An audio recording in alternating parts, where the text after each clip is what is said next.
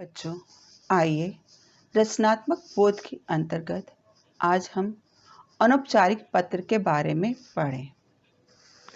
लिखित अभिव्यक्ति की जितनी भी विधाएं हैं, उनमें पत्र लेखन का विशिष्ट स्थान है।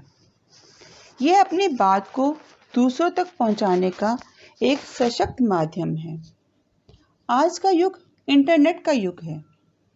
इंटरनेट के बढ़ते प्रभाव के कारण परंपरागत ढंग से लिखे जाने वाले पत्र लेखन में कमी आ गई है और एक नया नाम ईमेल के साथ पत्र लेखन विधा का काफी विस्तार हुआ है।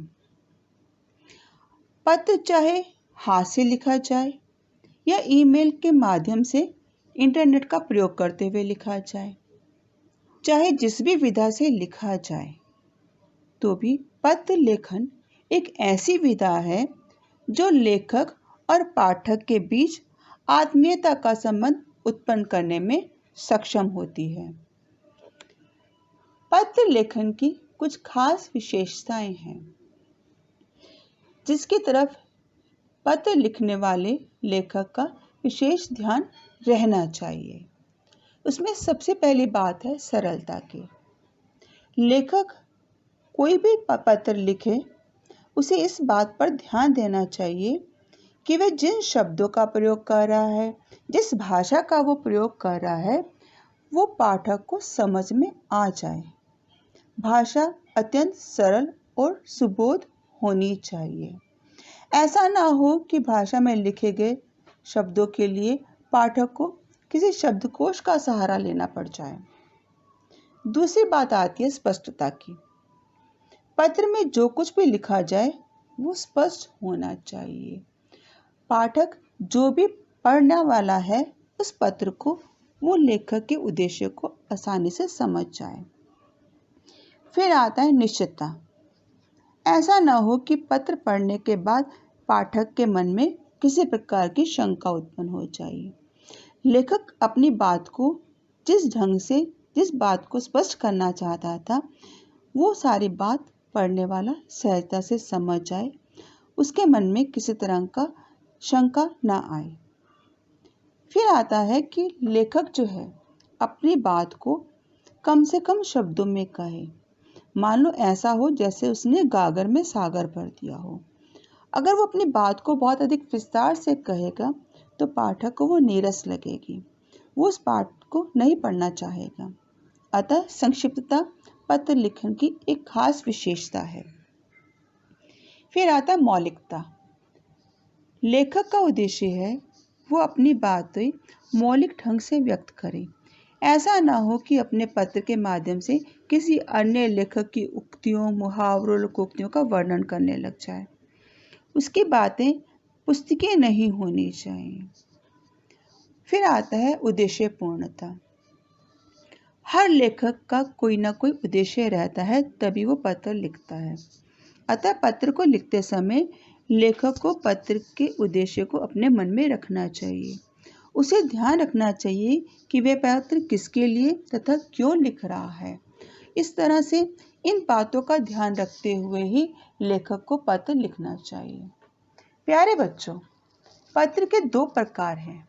शैली की दृष्टि से दो प्रकार के पत्र होते हैं, एक अनौपचारिक पत्र और दूसरा औपचारिक पत्र। अनौपचारिक पत्र हम अपने परिवारजनों, सगे संबंधियों, मित्रों व अन्य परिचितों को लिखते हैं। इस तरह के लिखे जाने वाले पत्र अनौपचारिक पत्र कहलाते हैं। ये अनौपचारिक पत्र कई तरह के हो सकते हैं। किसी को हमें बधाई देनी है तो हम पत्र लिख सकते हैं, किसी को शुभकामना देनी हो, किसी को विवाह शादी पे, जन्मदिन पे अगर हम आमंत्रित करना चाहते हैं तो हम निमंत्रण पत्र लिख सकते हैं। विशेष अवसरों पर लिखे जाने वाले पत्र होते हैं। किसी के यहाँ कोई दुर्घटना हो गई है, कोई मृत्यु हो गई है, तो कभी कभी हम सांत्वना पत्र भी लिखते हैं। कोई अलग से कोई जानकारी देनी हो तो पत्र लिखे जा सकते हैं। किसी से कोई सलाह देनी हो, लेनी हो तो हम पत्र लिखते हैं। तो इस तरह से अनौपचारिक पत्र लिखे जाने के कई तरह के प्रकार रहते हैं। आइए आज हम अनौपचारिक पत्रों के बारे में जानें। इन अनौपचारिक पत्रों को लिखते समय लेखक को किन किन बातों का ध्यान रखना चाहिए। उसके बाद जानने के बाद हम ये देखें कि पत्र के मुख्य अंग कौन कौन से होते हैं, किन किन बातों की तरफ लेखक को विशेष ध्यान रखना चाहिए और किन किन बातों को उसे पत्र में लिखना चाहिए और कैसी पत्र लिखने की विधि रहनी चाहिए। तो बच्चों, सबसे पहले आता है लेखक का पता। लेखक सबसे ऊपर बाईं ओर जब वो पत्र लिखने बैठता है तो सबसे पहले वो अपना पता लिखेगा। मान लो पत्र लिखने वाला परीक्षार्थी है, यानी वो परीक्षा देने वाला कोई छात्र है, तो यहाँ वो अपने घर का पता नहीं लिखेगा, वो यहाँ परीक्षा भवन लिखेगा, नगर का नाम लिखेगा जहाँ से वो परीक्षा दे रहा है। जैसे कि यहाँ लिखा गया है परीक्षा भवन नई दिल्ली। ठीक उसके नीचे लिखा जाता है दिनांक। लेखक जिस दिन पत्र लिख रहा है उस दिन की तिथि वहाँ लिखी जाती है। जैसे यहाँ लिखा गया है 1 मई 2020। दिनांक के बाद आता है संबोधन। लेखक किसे पत्र लिख रहा है, उसे वो किस तरह से संबोधित करना चाहता है, उन बातों को ध्यान में रखते हुए ही उसे संबोधन सूचक शब्द लिखने होते हैं। वो अगर पूज्य पिताजी को लिख रहा है, माताजी को लिख रहा है या गुरुजनों को लिख रहा है तो उसी के हिसाब से वो पत्र में संबोधन सूचक शब्दों को लिखेगा। अगर चाचा जी को लिख रहा है, मामा जी को, भाई साहब को, बहन को, तो उनके लिए उसी हिसाब से वो संबोधन के शब्द लिखेगा। अगर मित्र को, सखी को पत्र लिख रहा है तो उसी हिसाब से वो संबोधन के शब्दों को लिखेगा। संबोधन सूचक शब्दों के बाद आता है शिष्टाचार सूचक शब्द, यानी अभिवादन की उक्तियां। बड़े हैं तो चरण स्पर्श, प्रणाम, नमस्कार, सप्रेम नमस्ते लिख सकते हैं। छोटे भाई को लिख रहे हैं तो चिरंजीवी रहो, मित्र को लिख रहे हैं तो प्रसन्न रहो। इस तरह के शिष्टाचार सूचक शब्दों को लिखा जाता है संबोधन के बाद। फिर आता है विषय वस्तु या मूल कथ्य। पत्र लिखने का उद्देश्य क्या है, लेखक पत्र किस लिए लिख रहा है, वो पाठक तक अपनी कौन सी बातें पहुंचाना चाहता है, वे सारी बातें विषय वस्तु के अंतर्गत आती हैं, मूल कथ्य के अंतर्गत आती हैं। यहाँ जो है उसे अपने भावों को व्यक्त करने का सरल सशक्त माध्यम को अपनाना होता है। वो यहाँ रटी रटाई बातें नहीं लिख सकता, किसी की उक्तियाँ कथन बेवजह का विस्तार वो नहीं दे। इस बातों का उसे ध्यान रखना चाहिए। उसकी बात यहाँ इतनी स्पष्ट हो कि पाठक सहज रूप से उसकी बातों को समझ सके।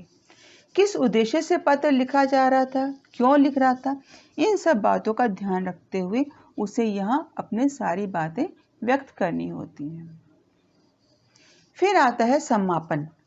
समापन के समय स्वनिर्देश में उसे क्या लिखना है, वो कौन है, पत्र लिखने वाले का उससे कैसा संबंध है, वो उसका पुत्र है, बेटा है, सखी है, सहेली है, क्या है, उसके हिसाब से ही उसे समापन का स्वनिर्देश यहाँ लिखना है।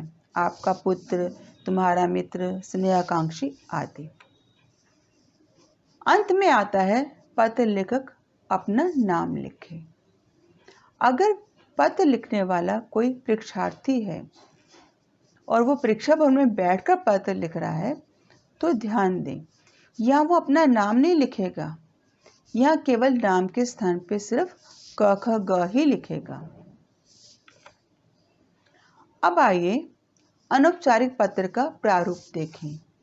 इस प्रारूप के अनुसार ही छात्रों को पत्र लिखना होता है। सबसे पहले प्रेषक का पता, अगर परीक्षा भवन में बैठा है तो परीक्षा भवन, फिर नगर, यहाँ एक पंक्ति छोड़ने के बाद दिनांक, दिनांक के बाद फिर एक पंक्ति छोड़ी जाती है, फिर संबोधन, संबोधन में वो माताजी को, आदरणीय माताजी को, पिताजी को पत्र लिख रहा है या प्रिय अनुज को। फिर अभिवादन सूचक शब्द, सादर प्रणाम, चरण स्पर्श, नमस्ते, स्नेह बंधु।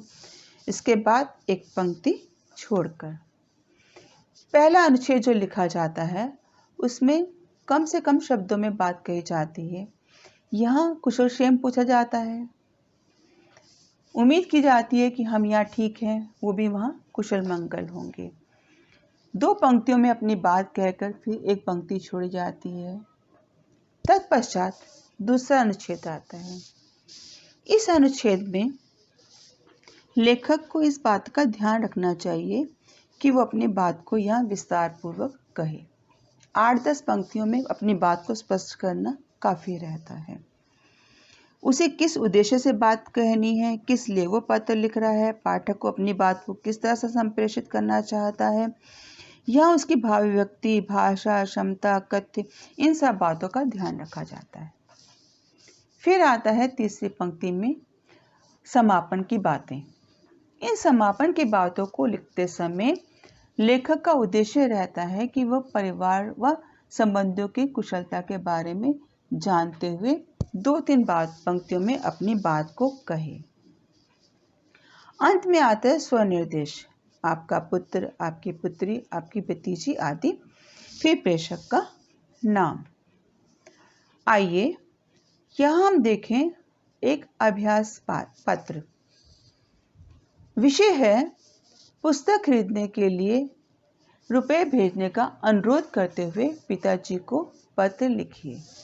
आइए देखिए किस तरह से यह पत्र लिखा गया है। पत्र लिखने वाला छात्रावास में रहता है, अतः छात्रावास में रहते हुए वो अपने वहाँ का पता लिख रहा है। कमरा नंबर 128, सुभाष चंद्र छात्रावास, रोहतक, हरियाणा। यहाँ एक पंक्ति छोड़ने के लिए क्रॉस का साइन दिखाया गया है। उसके बाद दिनांक है 1 मई 2020। फिर एक पंक्ति छोड़ी गई है क्योंकि पिताजी को पत्र लिखा जा रहा है, तो इसलिए लिखा गया है पूज्य पिताजी, सादर चरण स्पर्श। फिर एक पंक्ति छोड़ी गई है, मैं यह कुशल हूँ, आशा है आप भी वहाँ कुशल होंगे। मेरी प्रथम सत्र की परीक्षा समाप्त हो चुकी है, सभी विषयों के अंक प्राप्त हो गए हैं, मुझे लगभग 75% अंक मिले हैं। फिर एक पंक्ति छोड़कर मुख्य विषय वस्तु, आपने इस माह जो पैसे भेजे थे वे परीक्षा शुल्क जमा कराने में खर्च हो गए। मुझे इस बार 90% अंक लेने हैं। मैं जानता हूं कि मुझे इस बार पहले से अधिक परिश्रम करना होगा। मुझे कुछ सहायक पुस्तकें खरीदनी है, इसलिए आपसे निवेदन है कि इस पत्र के मिलते ही 1000 रुपये और भेज दें ताकि मैं शीघ्र पुस्तकें खरीद सकूं। एक पंक्ति छोड़कर फिर पूज्य माताजी को सादर चरण स्पर्श करिएगा, विदिशा को असीम प्यार। पंक्ति छोड़कर आपका बेटा क ख ग। यहाँ अभ्यास के लिए कुछ कार्य आपको दिया गया है। पहला है अनौपचारिक पत्र का प्रारूप लिखिए। जैसा प्रारूप आपको दिखाया गया था वैसा प्रारूप आप अपनी उत्तर पुस्तिका में लिखेंगे, अभ्यास कॉपी में। उसके बाद एक पत्र दिया गया है, चित्रकला प्रतियोगिता में प्रथम आने पर मित्र को बधाई देते हुए पत्र लिखिए। ये दोनों कार्य आपको अपनी व्याकरण की पुस्तिका में करने हैं।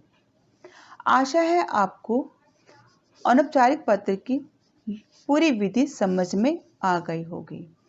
उसी के हिसाब से प्रारूप को देखते हुए आप ये पत्र लिखेंगे। धन्यवाद।